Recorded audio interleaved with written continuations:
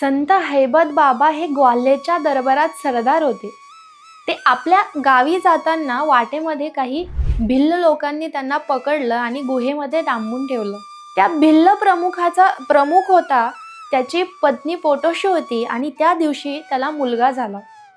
तेव्हा स्त्रीचं मन हे सरळ असतं आणि कोवळ असतं, म्हणून त्याची पत्नी त्याला म्हणाली की या मनुष्याच्या पदस्पर्शामुळे आपल्याला हा प्रसाद मिळालेला आहे, म्हणून यांना काहीही करू नका, त्यांना सोडून द्या.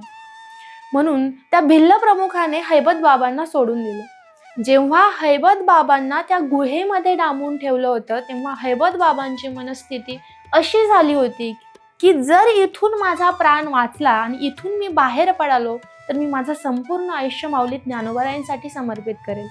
मी परत संसाराकडे जाणार नाही. आणि त्यांनी त्यांचा तो शब्द पाळला. संत हैबत बाबा हे माऊली ज्ञानोबारायांकडे आले आणि माऊली ज्ञानोबारायांना समर्पित झाले. संत हैबत बाबांचा अधिकार एवढा मोठा आहे की जेव्हा संत हैबत बाबा कीर्तन करायचे तेव्हा माऊली ज्ञानोबारायांची संजीवन समाधी साक्षात डोलायची. आजही जेव्हा माऊली ज्ञानोबारायांचं दर्शन आपल्याला घ्यायचं असतं तेव्हा आधी हैबत बाबांचं दर्शन आपल्याला घ्यावं लागतं. वारीमध्ये लाखो लोक जातात, परंतु जी शिस्त आज आपल्याला दिसते ते हैबत बाबांचे उपकार आहेत. हैबत बाबांनी ही लष्करी शिस्त वारीमध्ये लावली.